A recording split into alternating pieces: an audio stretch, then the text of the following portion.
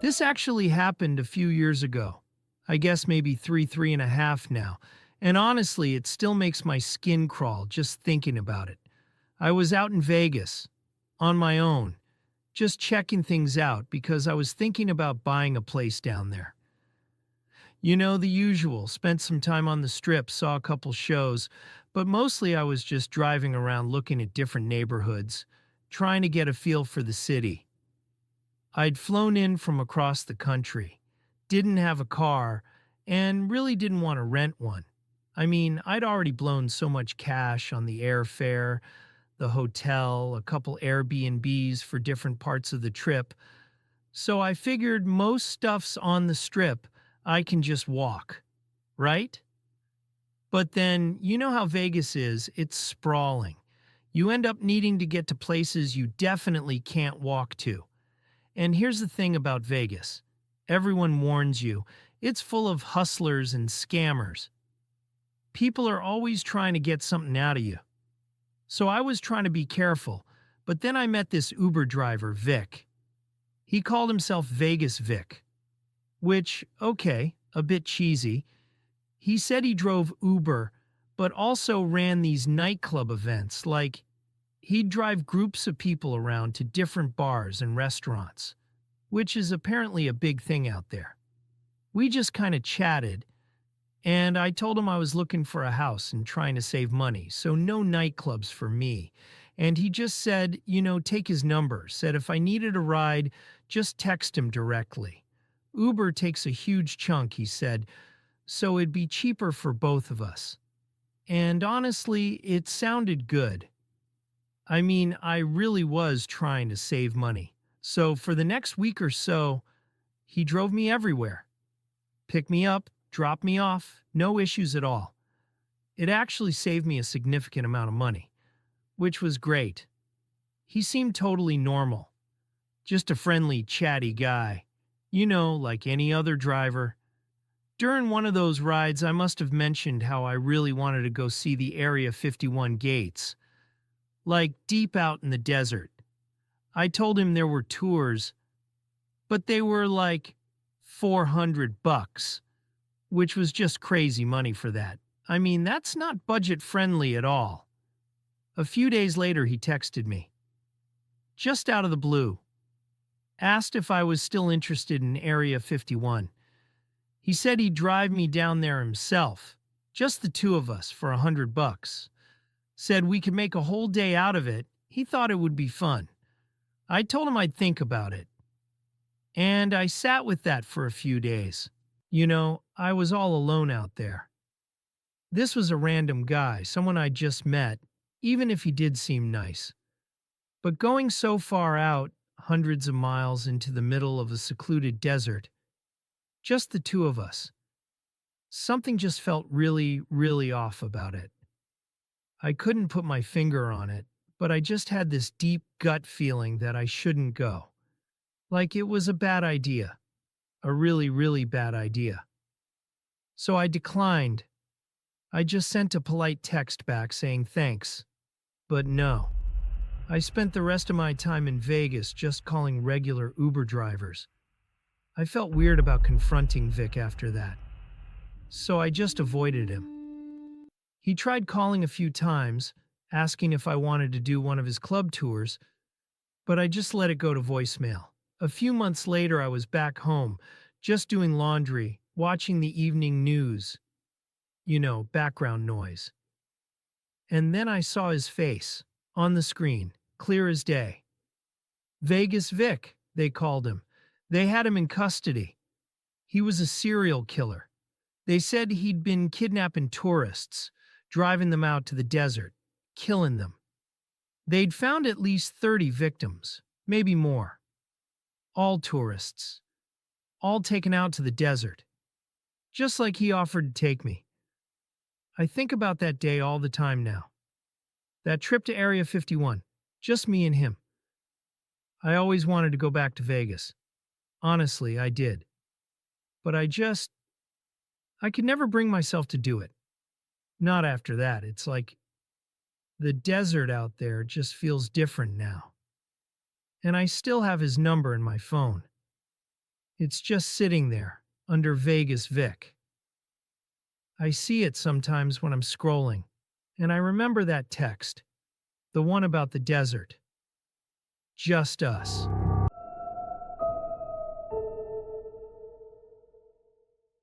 This actually happened maybe 3 summers ago, I guess around late July. We just moved into this old place out in the suburbs of Indiana.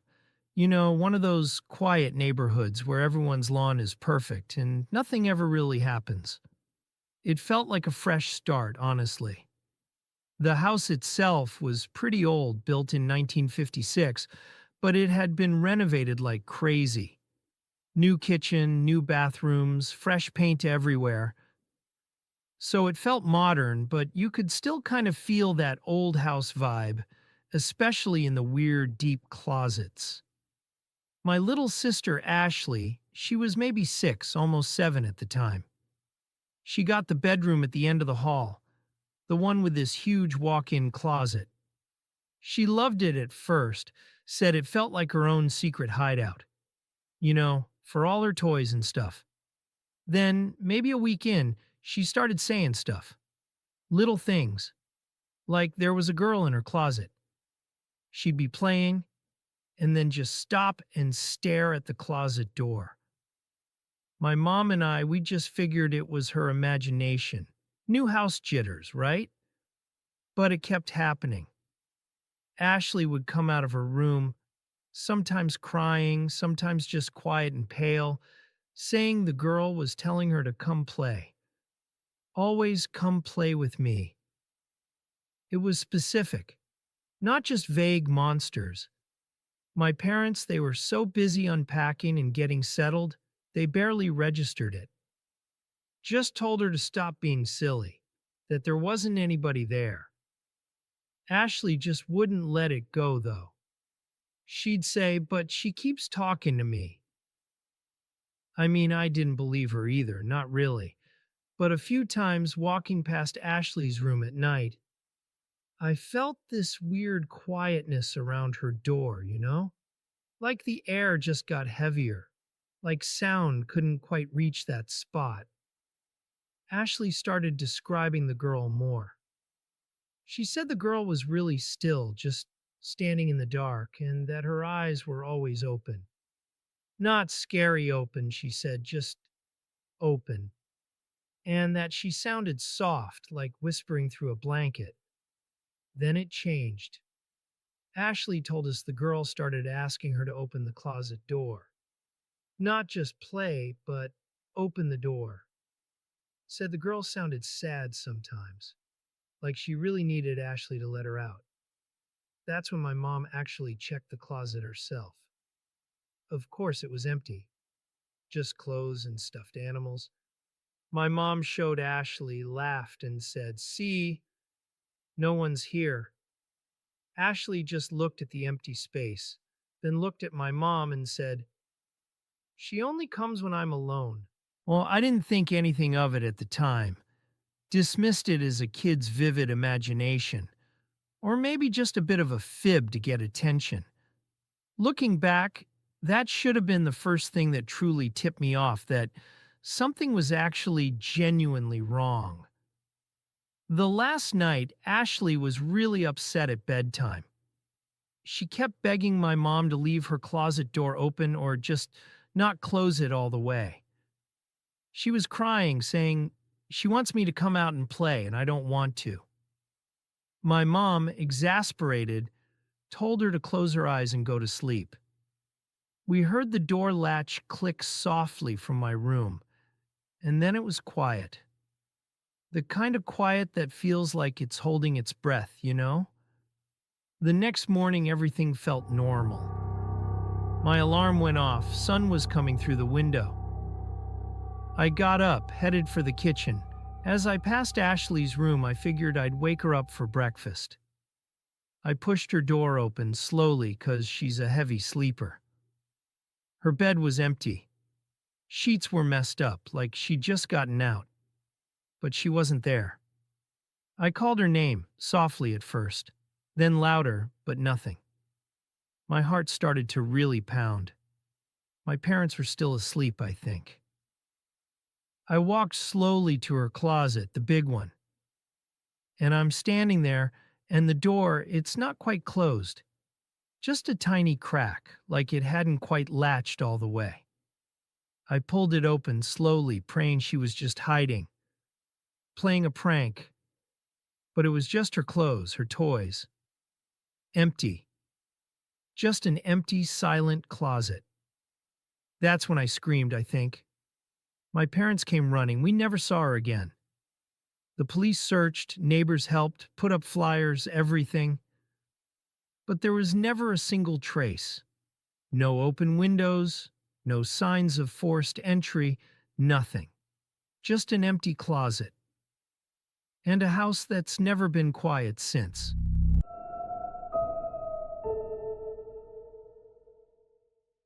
This actually happened a few years ago. I think I was 13, and my little sister was about 7. My parents decided to take us on one of those big all-inclusive resort trips down in the Caribbean, with all the free food and drinks and everything. It was supposed to be like super relaxing. The place was huge, honestly, like a small town almost. They had tons of pools, but the weird thing was, the specific kids section, the one with the water slides and everything, it was way out of sight. You had to really wrap around the main buildings to even get to it. It was its own little world back there, all pirate themed with a big ship play structure and shallow pools. We loved it, obviously. But because it was so tucked away, it often felt kind of isolated, especially if you were there at odd times. This one evening, it was probably around 6 o'clock, maybe a little after. The lifeguards had already gone home for the day, because the whole kids area was set to close at 6:30. So it was basically deserted back there. It was just me and my sister splashing around, having the whole place to ourselves. Well, almost. There was this other little girl, maybe my sister's age. She was kind of by herself playing in the pirate ship. My sister, she wanted to go make a new friend. So we started walking over towards the pirate ship, figuring we'd introduce ourselves, say hi. It was all pretty normal, just a couple of kids playing. But as I got closer, just as I was about to step onto the ramp for the ship, I saw someone else in there. A man. He was inside the pirate ship, just talking to the little girl. Now, I don't know what it was. Nothing he was doing was explicitly wrong, But something about it just felt off. The way he was standing, the way he was looking at her, or just the fact that he was there. In a deserted kids area after hours. My gut just screamed at me. I didn't even think. I just grabbed my sister by the arm, hard, and whispered, "We need to go, now." I didn't wait for her to ask why. I just pulled her, really fast. We practically ran all the way back to the main section of the resort, not looking back. Once we were out of that secluded area, I felt a little safer. We just went back to our room and started getting ready for dinner like nothing had happened. The next morning, though, when we were walking to breakfast, everything was different. There were police cars, a lot of them, all around the main lobby area. Uniformed officers everywhere, talking to staff, looking serious. We heard whispers, people talking in hushed tones. It wasn't long before we found out why they were there. A kid was missing. Last seen, they said, in the kids section late yesterday evening. My blood went cold. Late yesterday evening, in the kids section. It hit me instantly. I knew who they were talking about. My sister and I told my parents everything we'd seen, every detail as fast as we could. My parents, they didn't waste any time. They went straight to the police, told them about the man, about us being there. I think they were trying to be helpful, hoping it would lead somewhere. And that's when the police told my parents something that still gives me nightmares. They said this wasn't like a one off thing. They'd been having reports tourists, mostly children, getting kidnapped for ransom. It was a pattern. We packed up our bags that day, and honestly, we were on the first flight out of there. We never ever went back to that resort or even that country for vacation. My parents just said it wasn't safe anymore. The thing is, they never found that little girl. And I still think about that man standing in the pirate ship, talking to her. Because when the police told us a kid was missing, last seen in the kids section where we were, they were talking about the little girl we saw, the one who was with him. We walked right into it, and then we just walked away.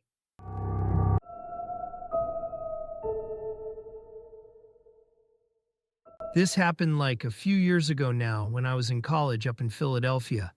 I was sharing an apartment with three other guys. Typical student setup, you know? It wasn't the nicest part of town, definitely not.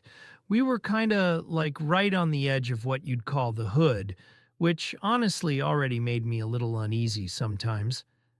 And actually, looking back, the first weird thing, it happened maybe a couple of months before everything went down. Me and a couple of my roommates, we were playing basketball at this public park a few blocks from our place, just shooting hoops, killing time. So this guy comes over, kind of older than us, maybe late 20s, early 30s, just kind of joins in. He was decent at basketball, friendly enough, and we just ended up chatting with him for a while between games. Nothing overtly strange, just like a random dude at the park. But even then, there was something about him.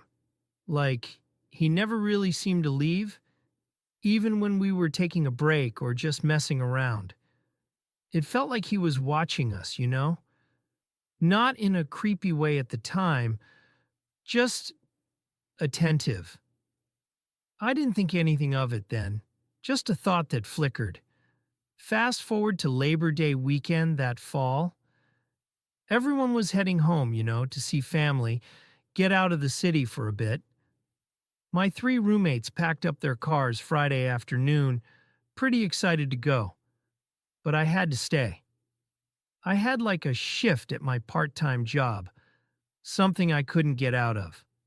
So by Friday night, I was completely alone in our apartment. 4 bedrooms, big living space, and just me. And I gotta tell you, that feeling started to creep in. That same weird unease I sometimes got living in that neighborhood. It just felt too quiet, too empty. I mean, it's not like I was usually scared, but that night it was different. Just this gut feeling that something wasn't right. Being alone in that place, especially with all the windows and the fire escape, it just felt exposed. Like I was being watched, again, in a way. And I just couldn't shake it. This was like maybe 10, 11 at night. I seriously just decided, nope, I'm not doing this. I called up my buddy Mike, who lived maybe 20 minutes away, and asked if I could crash on his couch for the weekend. I just had to get out of there. So I grabbed like a change of clothes, my toothbrush, and my phone, and I just left. Locked up, quadruple checked the deadbolt, and headed over to Mike's. Spent the whole weekend there, just trying to forget that weird feeling, honestly.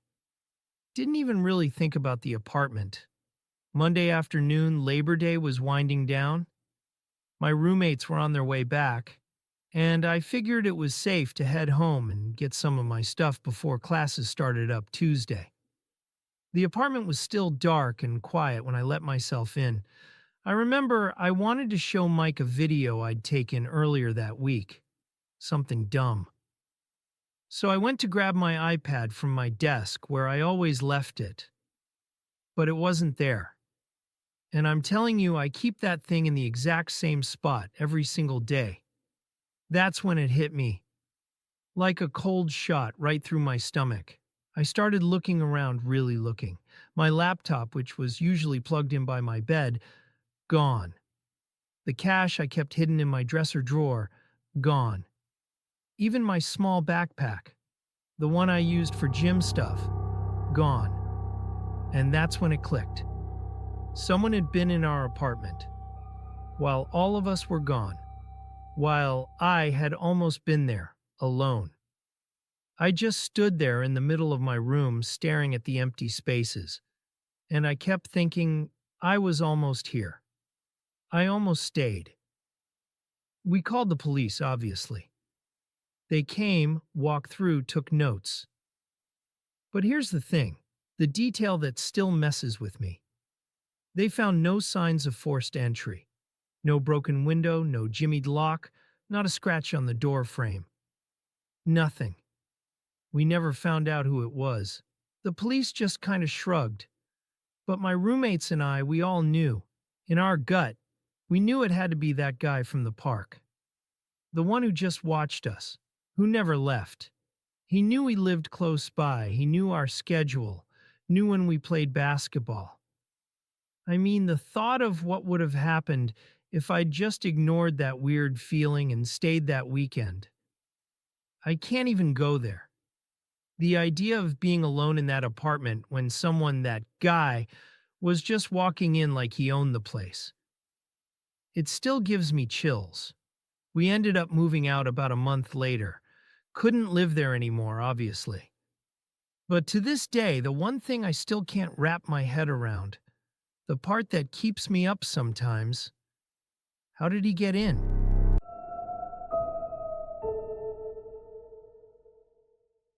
This happened about 8, maybe 9 years ago when I was still living in my childhood home. We lived in this really quiet cul-de-sac, you know, the kind where all the kids would just pour out onto the street after school and play kickball until the streetlights came on. It was a really normal, kind of idyllic place to grow up, honestly.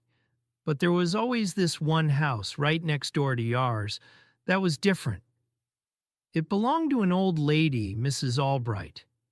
She lived alone, like completely by herself, for as long as I could remember. She was a total recluse, honestly. Never really saw her out. Maybe just to grab her mail sometimes. And she was complicated. Sometimes, if you caught her on a good day, she'd be perfectly polite, even a little sweet. But mostly she was just really snappy, especially if we kids got too close to her lawn. We all kind of just gave her a wide berth. She always scared us a little, even though she never really did anything, you know? Her yard was part of it too.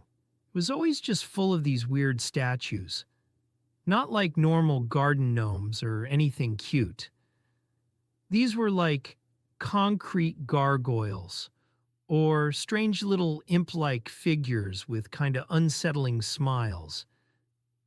Even as a kid, it just gave her whole house this really ominous vibe, like something out of a spooky movie.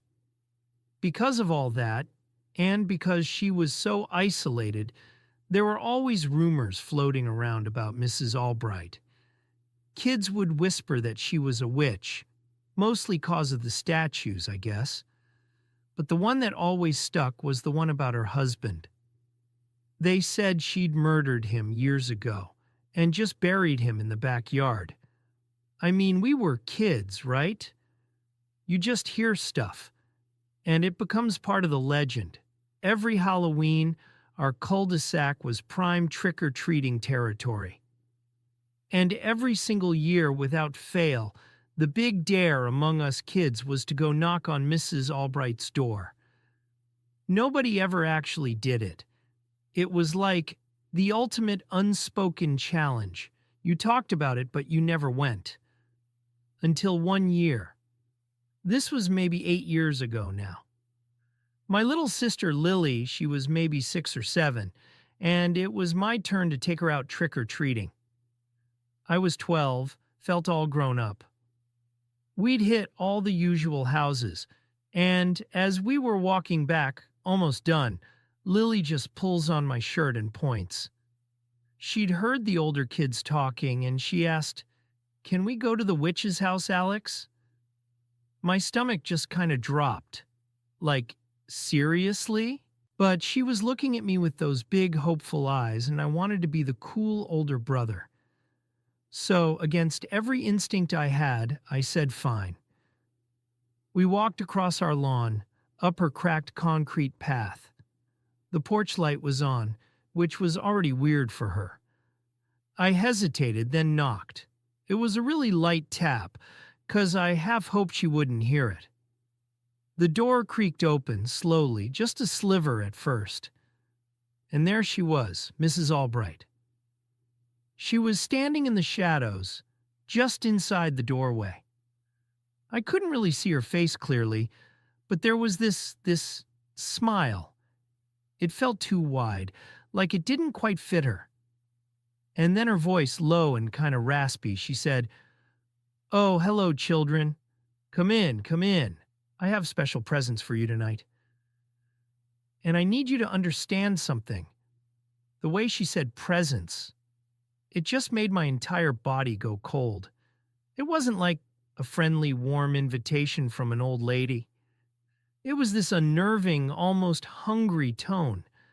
And she was standing way back in the dark hallway, not stepping out into the light at all. I just grabbed Lily's shoulder, pulling her back a step. My brain was just screaming no. I remember mumbling something about how we had to go, we had other houses to get to, trying to sound polite, but just wanting to get away from that doorway. Lily was just looking up at me, confused, because she wanted the presents. Mrs. Albright just kept that smile, but she didn't move.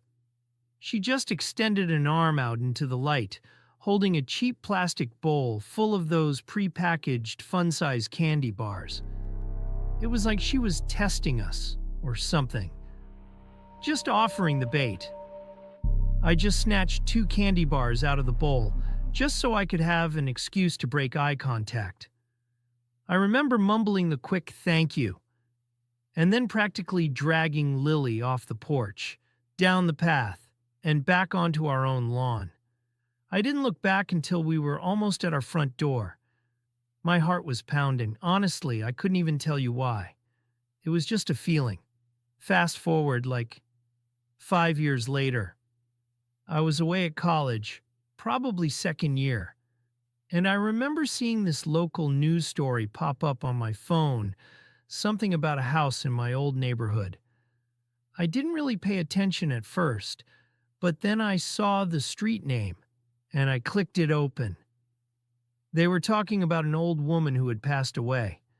Nobody had seen her in a while, so a neighbor called for a wellness check. And when the police went inside, that's when they found them. 2 kids, in the basement, chained up. It was horrifying. One of them, a little girl, she didn't make it. But the other, a boy, he was alive. Barely. Malnourished. Traumatized. They'd been down there for years. Just years. And the article, it mentioned the address. It was Mrs. Albright's house. And then it all clicked. All those years. The presence. The way she stood in the dark. The hungry tone in her voice. The kids had been there. In that house. While Lily and I were standing on her porch asking for candy, she was trying to get us to come inside. They said the kids had been there for almost 5 years before she died.